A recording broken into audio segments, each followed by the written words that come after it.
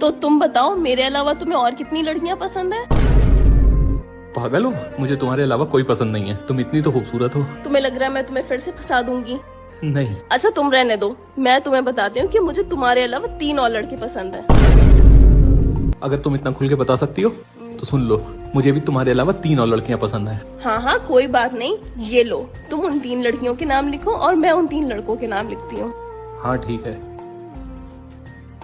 लाओ दिखाओ मुझे। Ladies first. ये लो। पहला, मेरे अब्बू का दामाद। ये फंस गया सीएम। दूसरा, मेरे बच्चों का अब्बा। तीसरा, मेरे भाई का जीजा। अब लाओ, मैं पढ़ती हूँ। नहीं छोड़ो। अरे लाओ तो। रहने दो। तुम्हारी खाला की बेटी अमरीन, तुम्हारी फुप्पो की बेटी फरहीन और तुम्हारी दोस्त आलिया।